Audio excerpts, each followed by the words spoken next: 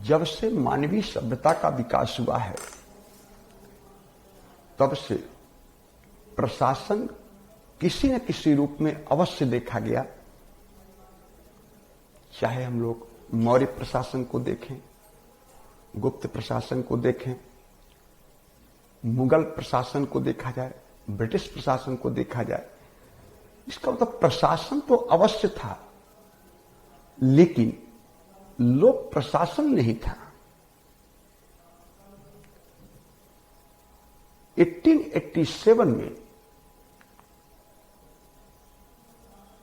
Woodrow Wilson के द्वारा एक विचारधारा प्रस्तुत की गई जिसका नाम है राजनीति प्रशासन द्विभाजन।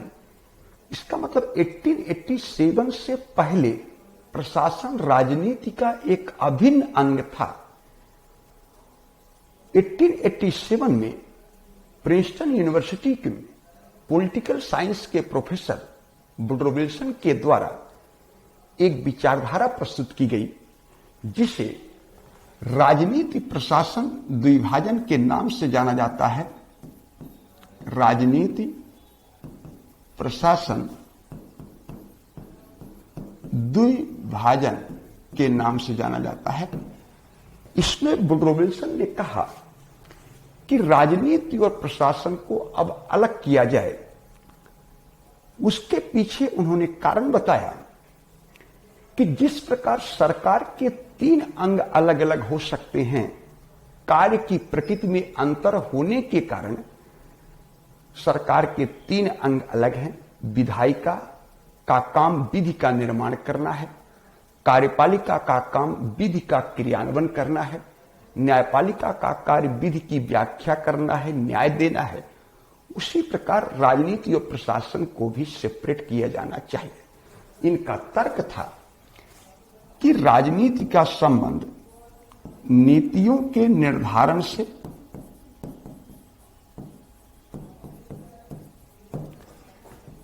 प्रशासन का संबंध नीतियों के क्रियान्वयन से। इसका मतलब राजनीति निर्धारण की इकाई है और प्रशासन क्रियान्वयन की इकाई है। तो प्रशासन का काम क्रियान्वयन करना है और राजनीति का संबंध नीति बनाना है।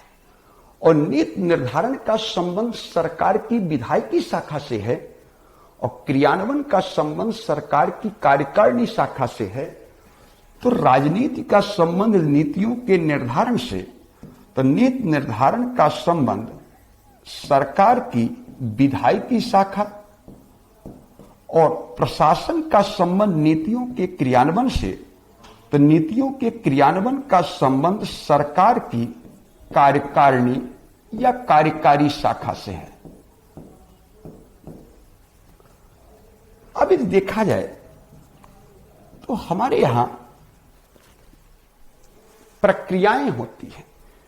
जो कार्य विधायिका के द्वारा किया जाएगा उसे विधायिकी प्रक्रिया कहते हैं। जो कार्य कार्यपालिका के द्वारा किया जाएगा उसे कार्यकारी प्रक्रिया कहा जाता है। जो कार्य न्यायपालिका के द्वारा किया जाएगा उसे न्यायिकी प्रक्रिया कहा जाता है। तो यदि राजनीति का संबंध नीतियों के निर्धारण से, नीति निर्धारण का संबंध सरकार की विधायिकी शाखा से, तो जो कार्य विधायिका के द्वारा किया जाएगा उसे विधायिकी प्रक्रिया कहा जाता है। विधायिकी प्रक्रिया। और प्रशासन का संबंध नीतियों के क्रियान्वयन से और नीतियों के क्रियान्वयन का संबंध सरकार की कार्यकारिणी शाखा से, और जो कार्य कार्यपालिका के द्वारा किया जाता है उसे कार्यकारी प्रक्रिया कहा जाता है।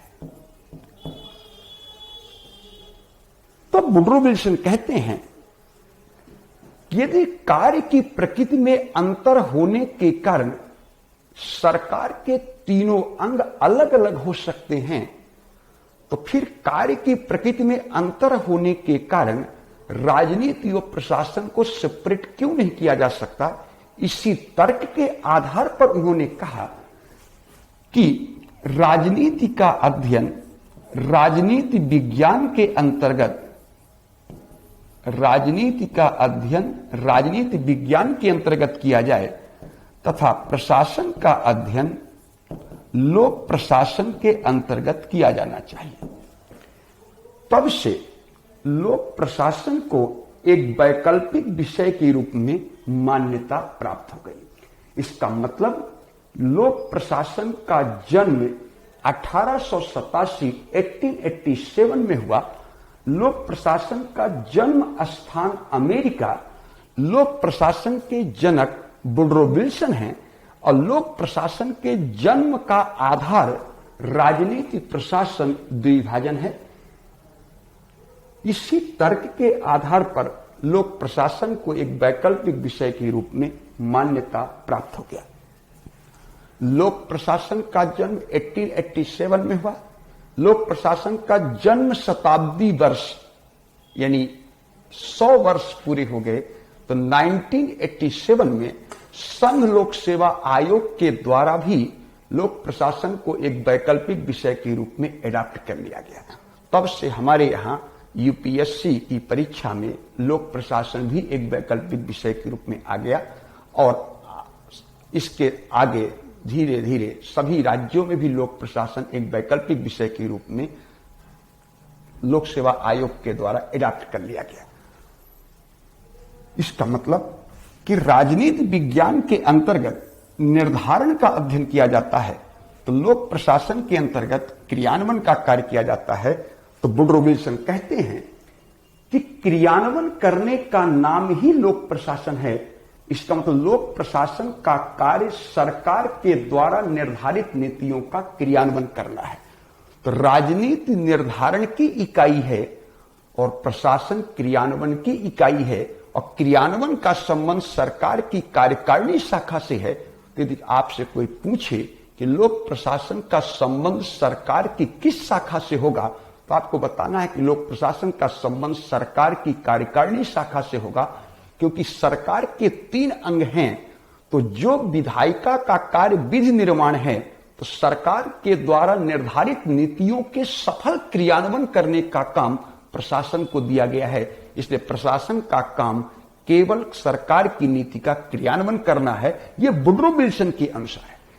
लेकिन आगे चलकर क्या लोक प्रशासन का कार्य केवल क्रियान्वयन है, केवल कार्यकारिणी शाखा तक सीमित है कि सरकार के अन्य अंगों में भी इसकी भूमिका दिखाई देती है? ये एक समीक्षा का पार्ट होगा जो कि आगे आप लोगों को बताया जाएगा कि लोक प्रशासन का संबंध आज केवल सरकार की कार्यकारिणी शाखा से नहीं है बल्कि प्रत्यायोजन विधायन के माध्यम से प्रशासन विधायिका के लिए भी कार्य करता है। प्रशासनिक न्यायाधिकरण के माध्यम से प्रशासन न्यायपालिका के लिए भी काम करता है। इसका मतलब आज 21वीं सदी में देखा जाए तो लोक प्रशासन का संबंध केवल सरकार की कार्यकारिणी शाखा तक सीमित नहीं है बल्कि सरकार के 3 अंगों में उसकी भूमिका दिखाई देती है। इसका मतलब कल लोक प्रशासन के अध्ययन का दायरा भले ही संकुचित क्यों न रहा हो लेकिन आज लोक प्रशासन के अध्ययन का दायरा व्यापक दिखाई देता है। इसलिए यूपीएससी ने क्वेश्चन भी पूछा कि लोक प्रशासन का क्षेत्र सदा विस्तारशील है।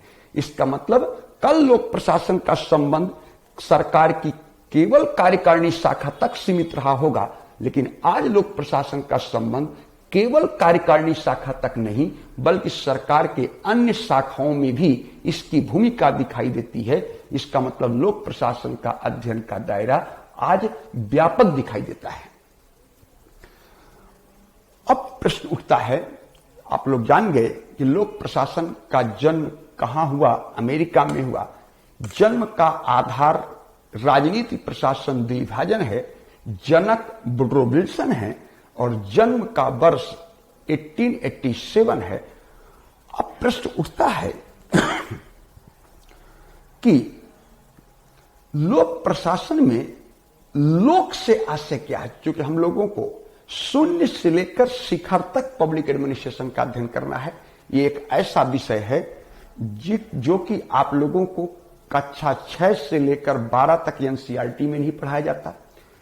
बीए 3rd ईयर में जब यदि आपका पॉलिटिकल साइंस होगा तो उसमें 3rd ईयर में पेपर नंबर पॉलिटिकल साइंस के पेपर नंबर 2 में आप लोगों को इंडियन पब्लिक एडमिनिस्ट्रेशन अवश्य पढ़ाया जाता है।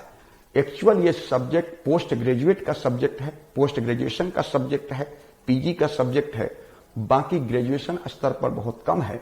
इसलिए ये सभी छात्रों के लिए एक नया सब्जेक्ट होता है, तो इसको बेसिक से लेकर एडवांस तक पढ़ाने की आवश्यकता पड़ती है।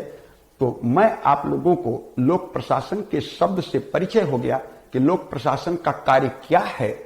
तो वुडरो विल्सन के अनुसार लोक प्रशासन का काम सरकार के द्वारा निर्धारित नीतियों का सफल क्रियान्वयन करना है।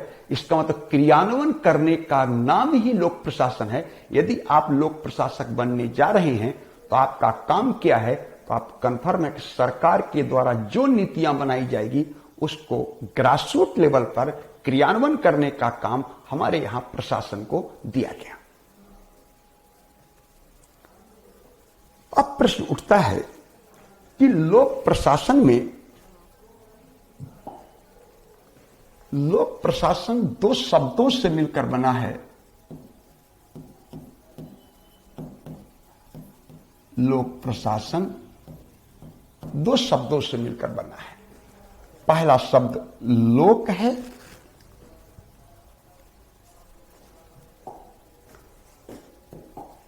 दूसरा शब्द प्रशासन है।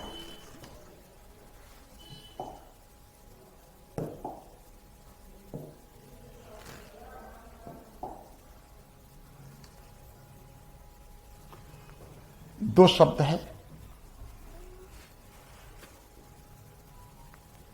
अब लोक प्रशासन में लोक से आशय क्या है? कुछ लोग लोक का मतलब जनता बोलते हैं, जबकि वास्तविकता है कि लोक से आशय जनता नहीं है, बल्कि लोक से आशय सरकार है। क्योंकि सरकार एक ऐसी संस्था है जो उस देश की संपूर्ण जनता को समाहित करती है। जैसे हमारे देश में संसदीय शासन प्रणाली है। संसदीय शासन प्रणाली वाले देशों में देश की जनता का नेता प्राइम मिनिस्टर होता है, प्रधानमंत्री होता है। इसलिए जब हम भारत जैसे पार्लियामेंट्री सिस्टम वाले देशों में लोक का मतलब लोक का आशय तो सरकार से है, तो हम लोग मोदी सरकार बोलते हैं। इसका मतलब नरेंद्र मोदी देश का प्राइम मिनिस्टर हैं, वो 125 करोड़ जनता का नेता हैं। तो लोक से आशय यहां सरकार से है, इसलिए यहां हम लोग मोदी सरकार बोलते हैं। प्रेसिडेंशियल सिस्टम वाले देशों में देश की जनता का नेता राष्ट्रपति होता है, इसलिए प्रेसिडेंशियल सिस्टम वाले देशों की सरकार राष्ट्रपति के नाम से जानी जाती है। इसलिए वहां हम लोग अमेरिका में बाइडेन सरकार बोलेंगे, लेकिन भारत में हम लोग मोदी सरकार, प्रधानमंत्री सरकार बोलेंगे। तो लोक से आशय क्या है? सरकार। क्यों? क्योंकि सरकार एक ऐसी संस्था है जो उस देश की संपूर्ण जनता का प्रतिनिधित्व करती है। इसलिए लोक का मतलब जनता नहीं, लोक का मतलब सरकार। फॉर एग्जाम्पल कैसे सिद्ध किया जाए तो देखा, नरेंद्र मोदी का चाइना दौरा था। जब चाइना से वो भारत वापस आ रहे थे तो उन्होंने मीडिया से जब रूबरू हुए तो उन्होंने कहा कि मैं चाइना के राष्ट्रपति का शुक्रिया अदा करता हूं कि मेरी ओर से 125 करोड़ भारतीयों का स्वागत किया। इसका मतलब प्रधानमंत्री की ओर से, मेरी ओर से 125 करोड़ जनता का स्वागत किया। इसका मतलब यहां सिद्ध करता है कि सरकार में 125 करोड़ जनता इंक्लूड है, समाहित है। इसलिए लोक का मतलब जनता नहीं, लोक का मतलब सरकार है, क्योंकि सरकार में जनता समाहित है। दूसरी बात उन्होंने कहा कि मेरे 125 करोड़ टीम इंडियन। इसका तो अगर 125 करोड़ टीम इंडियन है तो टीम इंडिया का कैप्टन प्राइम मिनिस्टर है। इसका मतलब फिर सिद्ध करता है कि वो उनका कप्तान है, वो देश की जनता का नेतृत्व कर रहे हैं। इसका मतलब प्रधानमंत्री सरकार में, प्रधानमंत्री में नरेंद्र मोदी के नेतृत्व में 125 करोड़ जनता काम कर रही है। इसका मतलब लोक का मतलब जनता नहीं, लोक का मतलब यहां सरकार है। अब आता है प्रशासन। प्रशासन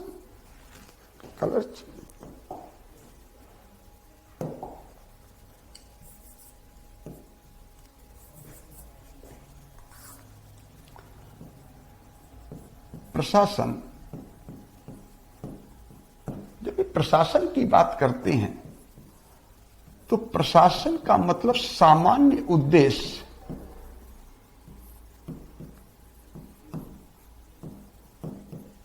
और सामूहिक प्रयास। सामूहिक प्रयास, जब किसी सामान्य उद्देश्य की परिपूर्ति के लिए सामूहिक रूप से प्रयास किया जाए तो उसे प्रशासन कहा जाता है। इसका मतलब व्यक्तिगत उद्देश्य और व्यक्तिगत प्रयास प्रशासन नहीं है। सामान्य उद्देश्य की परिपूर्ति के लिए जब सामूहिक रूप से प्रयास किया जाता है तो उसे प्रशासन कहते हैं। जैसे हमारे यहां प्रस्तावना में लिखा है कि भारत एक कल्याणकारी राज्य है, भारत एक लोक कल्याणकारी राज्य है, तो जन कल्याण का काम करना ही प्रशासन का सार तत्व है। तो उस जन कल्याण जैसे लक्ष्य को प्राप्त करने के लिए हमारे यहां राजनीतिक कार्यपालिका और प्रशासनिक कार्यपालिका जब मिलकर प्रयास करती है तो उसे प्रशासन बोलेंगे। इसका मतलब कि उद्देश्य भी सामान्य है और प्रयास भी सामूहिक है, तो व्यक्तिगत उद्देश्य और व्यक्तिगत प्रयास प्रशासन नहीं है, सामूहिक उद्देश्य और सामूहिक प्रयास ही प्रशासन कहलाएगा। फॉर एग्जाम्पल, राजनीतिक कार्यपालिका, देश की राजनीतिक कार्यपालिका का प्रधान प्रधानमंत्री होता है। प्रधानमंत्री नरेंद्र मोदी ने एक जनसभा में कहा कि मैं समाज सेवा करने के लिए ही परिवार का त्याग कर दिया। इसका मतलब कि उनका भी मुख्य उद्देश्य जन कल्याण और जन सेवा ही है। और जब आप लोग यूपीएससी, पीसीएस का इंटरव्यू देते हैं और आप लोगों से पूछा जाता है कि आप प्रशासक क्यों बनना चाहते हैं, तो आपका भी उत्तर यही होता है कि जन कल्याण और जन सेवा करने के लिए मैं प्रशासन में आना चाहता हूं।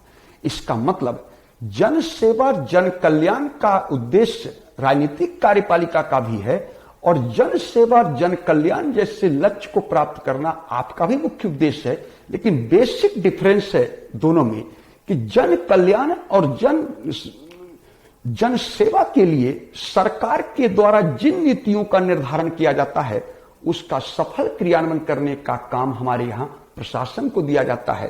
तो कल्याणकारी नीतियों के निर्धारण का काम राजनीतिक कार्यपालिका को दिया गया, तो उसके क्रियान्वयन करने का काम प्रशासन को दिया गया। और जब तक दोनों मिलकर काम नहीं करेंगे तब तक जन कल्याण जैसे लक्ष्य को प्राप्त नहीं कर सकते। इसलिए उस लक्ष्य को प्राप्त करने के लिए राजनीतिक कार्यपालिका और प्रशासनिक कार्यपालिका दोनों मिलकर सामूहिक रूप से प्रयास करता है, तो इसे प्रशासन कहा जाना उचित होगा।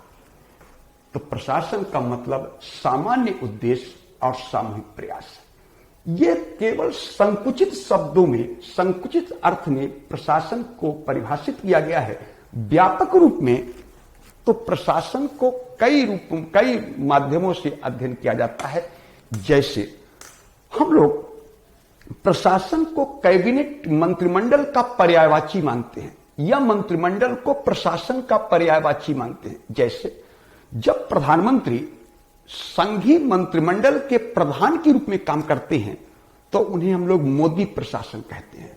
इसका मतलब नरेंद्र मोदी किसका प्रधान है कि हमको मोदी प्रशासन कहना पड़ा? तो कैबिनेट का प्रधान है, संघीय मंत्रिमंडल के प्रधान होने के नाते उन्हें मोदी प्रशासन कहा गया। इसी प्रकार पार्लियामेंट्री सिस्टम संघ के साथ साथ राज्य में भी हमारे यहां लागू है। तो जब मुख्यमंत्री हेड ऑफ स्टेट कैबिनेट के रूप में काम करते हैं, तो जब किसी भी राज्य का प्रशासन की बात आता है, मान लीजिए उत्तर प्रदेश के प्रशासन की बात करें तो उसे योगी प्रशासन बोलेंगे, बिहार के प्रशासन की बात करें तो उसे नीतीश प्रशासन बोलेंगे।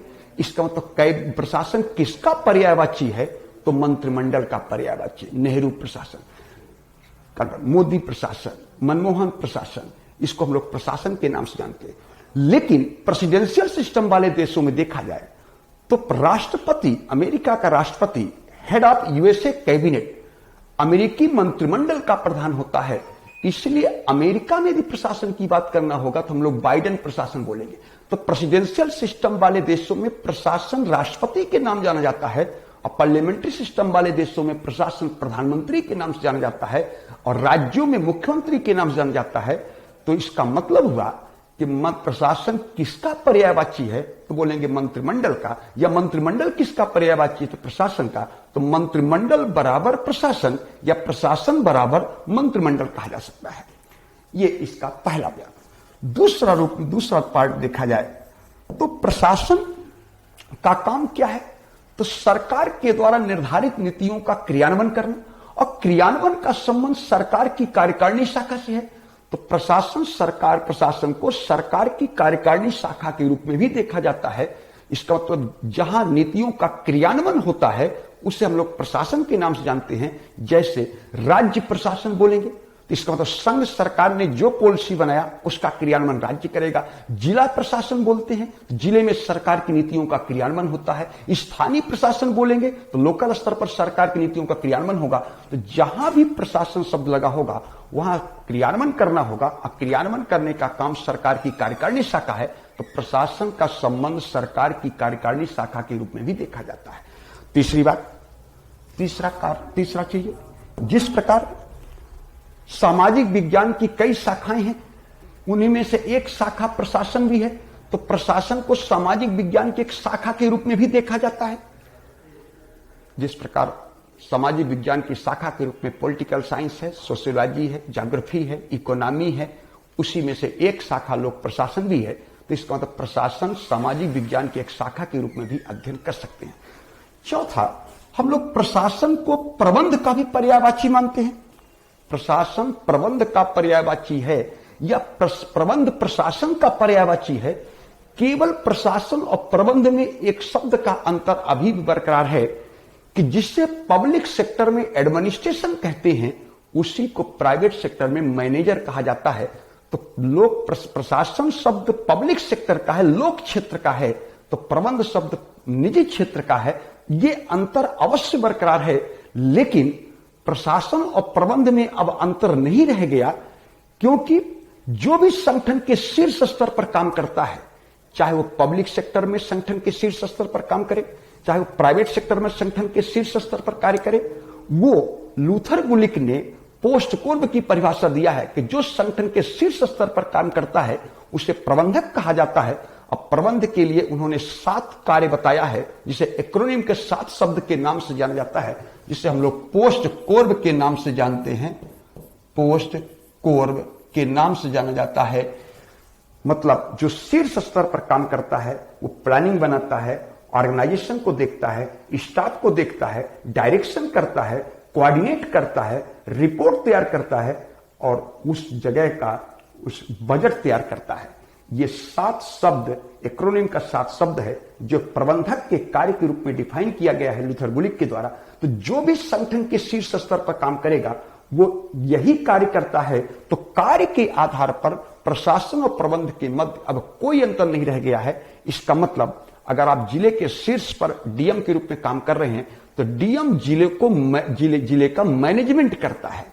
इसका मतलब डीएम जिले को मैनेजमेंट करता है, डीएम जिले की प्लानिंग बनाता है, ऑर्गेनाइजेशन को देखता है, स्टाफ को देखता है, डायरेक्शन करता है, कोऑर्डिनेट करता है, रिपोर्ट तैयार करता है और जिले का बजट तैयार करता है। कैबिनेट सेक्रेटरी देश के शीर्ष पर होता है, तो कैबिनेट सेक्रेटरी अगर देश के शीर्ष पर है तो वो भी पोस्ट कोर का काम करता है। चीफ सेक्रेटरी राज्य का शीर्षस्थ प्रशासन है, तो चीफ सेक्रेटरी वही काम करता है राज्य के लिए जो काम देश के लिए कैबिनेट सेक्रेटरी करता है। डीएम वही काम जिले के लिए करता है जो काम देश के लिए कैबिनेट सेक्रेटरी करता है।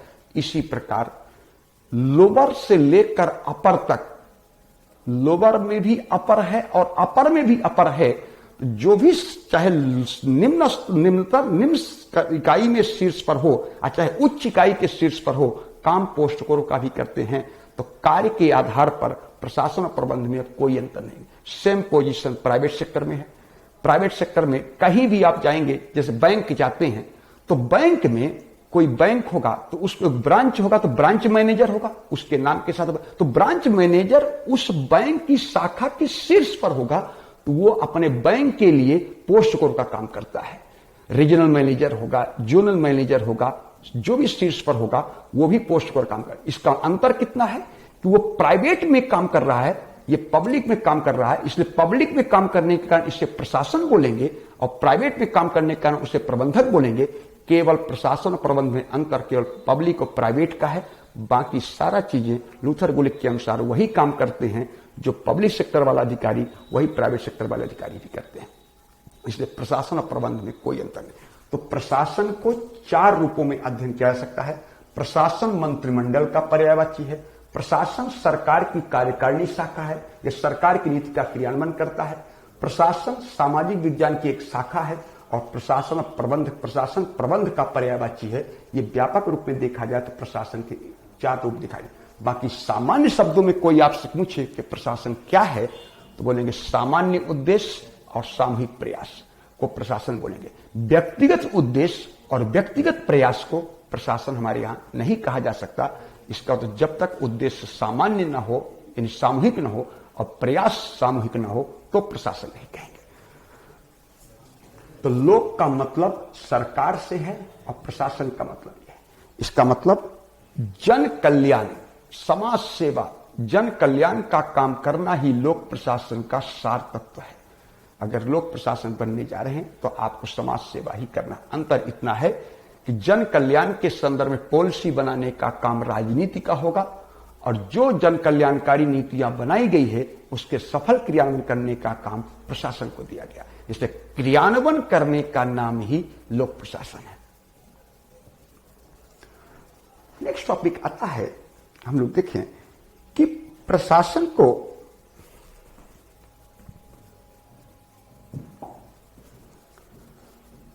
अब देखा जाए कि प्रशासन का मीनिंग, लोक प्रशासन का मीनिंग क्या हो सकता है।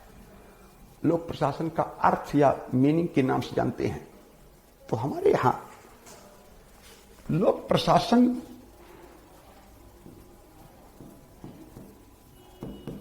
का मीनिंग जिसे अर्थ बोला जाए,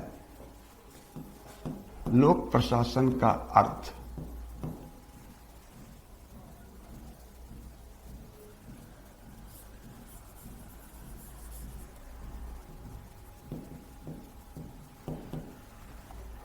अर्थ बोले या लोक प्रशासन का क्षेत्र बोल सकते हैं। लोक प्रशासन के सामान्यतः 2 ही अर्थ होता है। या तो लोक प्रशासन का संकुचित अर्थ होगा, संकुचित रूप में लोक प्रशासन, इसे हम लोग नैरो व्यू कहते हैं। संकुचित, लोक प्रशासन का संकुचित अर्थ है। या लोक प्रशासन का मीनिंग व्यापक होगा। जब संकुचित की बात करते हैं तो चूंकि लोक प्रशासन का संबंध बुर्रो विल्सन के अनुसार क्रियान्वयन करना है तो अब क्रियान्वयन का संबंध सरकार की कार्यकारिणी शाखा से है। कार्यकारिणी शाखा, तो एक कार्यकारिणी शाखा का काम क्रियान्वयन है। यदि लोक प्रशासन का संबंध केवल सरकार की कार्यकारिणी शाखा से हो या लोक प्रशासन का कार्य केवल क्रियान्वयन हो तो हम कह सकते हैं कि लोक प्रशासन का मीनिंग ये संकुचित है, क्योंकि सरकार के 3 अंग हैं, विधायिका, कार्यपालिका और न्यायपालिका, और 3 में से केवल 1 अंग की बात हो रहा है। उस अंग का नाम कार्यपालिका शाखा है और कार्यपालिका का काम क्रियान्वयन है, तो उसे लोक प्रशासन का संकुचित अर्थ के रूप में देखा जाएगा। ये लोक प्रशासन का संकुचित दृष्टिकोण है। और यदि आपको कहीं राज्य मिल जाए, राज्य, जब राज्य की बात करते हैं तो हम लोग पॉलिटिकल स्टेट की बात कर रहे हैं। और पॉलिटिकल जब स्टेट की बात करते हैं, राजनीतिक राज्य की बात करते हैं, तो उसमें राज्य में 4 तत्व होते हैं: जनसंख्या, भूमि, सरकार और संप्रभुता। इसका मतलब राज्य में सरकार इंक्लूड है। तो राज्य कहें, जब लोक प्रशासन का संबंध राज्य से हो या सरकार से हो या सरकार के 3 अंगों से हो, सरकार के 3 अंग या 3 अंग में विधायिका, कार्यपालिका और न्यायपालिका। अगर ये कहीं परिभाषा में दिखाई दे तो समझ जाना हम लोग कि लोक प्रशासन का व्यापक अर्थ में है। तो अगर कहीं राज्य मिले, सरकार हो, सरकार के तीनों अंग हो और सरकार के 3 अंग में विधायिका, कार्यपालिका, न्यायपालिका खोलकर रख दिया जाए तो समझ जाना कि लोक प्रशासन का मीनिंग व्यापक है। तो लोक प्रशासन का मीनिंग 2 है, संकुचित दृष्टिकोण में लोक प्रशासन, व्यापक दृष्टिकोण में लोक। जैसे अगर हम लोग वुडरो विल्सन की परिभाषा को देखें, एक पीसीएस और आईएएस की परीक्षा में, यूपीएससी की परीक्षा में डिफिनीशन से प्रश्न आता है। अब डिफिनीशन है वुडरो विल्सन का कि विधि का विस्तृत एवं क्रमबद्ध रूप से क्रियान्वयन करने का नाम ही लोक प्रशासन है। विधि का विस्तृत एवं क्रमबद्ध रूप से क्रियान्वयन करने का नाम ही लोक प्रशासन है। तो क्रियान्वयन करने का नाम ही लोक प्रशासन है और क्रियान्वयन का संबंध सरकार की कार्यकारिणी शाखा से है और कार्यकारिणी शाखा 3 में से एक शाखा है। तो यदि आपसे पूछा जाए कि वुडरो विल्सन की यह परिभाषा लोक प्रशासन का संकुचित दृष्टिकोण का समर्थन करती है कि व्यापक, तो आप लोग बता सकते हैं कि वुडरो विल्सन की यह परिभाषा लोक प्रशासन के संकुचित दृष्टिकोण का समर्थन करती है, क्योंकि वहां क्रियान्वयन करने का नाम ही लोक प्रशासन और क्रियान्वयन का संबंध सरकार की कार्यकारिणी शाखा से है और कार्यकारिणी शाखा 3 में से एक है। इसका मतलब इसका दृष्टिकोण संकुचित है। वहीं दूसरी ओर मान लीजिए एक परिभाषा है कि सरकार का कार्य करना ही लोक प्रशासन है, चाहे स्वास्थ्य प्रयोगशाला में एक्सरे मशीन का संचालन करना हो या टकसाल में सिक्के ढालना हो, सरकार का कार्य करना लिखा है। तो उसका मतलब उसमें सरकार शब्द आया। तो यह परिभाषा लोक प्रशासन के किस दृष्टिकोण का समर्थन करती है? तो आप लोग कह सकते हैं कि उपरोक्त परिभाषा लोक प्रशासन के व्यापक दृष्टिकोण का समर्थन करती है। इसका मतलब कि या तो लोक प्रशासन का मीनिंग संकुचित या तो व्यापक। लेकिन मान लीजिए प्रश्न आ गया, अब आपको उत्तर लिखना होगा, तो कैसे उत्तर लिखा जाएगा?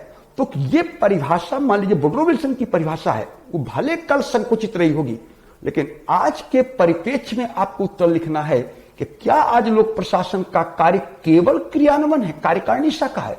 ऐसा तो नहीं है, क्योंकि प्रत्ययोजन विधायन में अर्ध विधायी कार्य के माध्यम से प्रशासन विधायिका को सहयोग करता है और प्रशासनिक न्यायाधिकरण यानी अर्ध न्यायिक कार्य के माध्यम से प्रशासन न्यायपालिका को सहयोग करता है और मंत्री के प्रधान सलाहकार के माध्यम से प्रशासन कार्यपालिका के लिए काम करता है।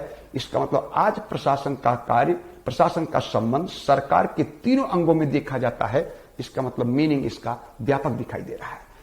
कल की परिभाषा क्या था? आज उत्तर जो हम लिखेंगे तो आज के परिप्रेक्ष्य को ध्यान में रखकर हमें उत्तर लिखना होता है। यह लोक प्रशासन का मीनिंग होता है। इसी प्रकार लोक प्रशासन का प्रकृति भी होता है। लोक प्रशासन का नेचर,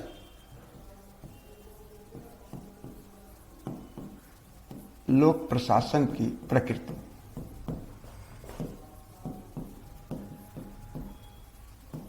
प्रकृति लोक प्रशासन की प्रकृति भी 2 ही है।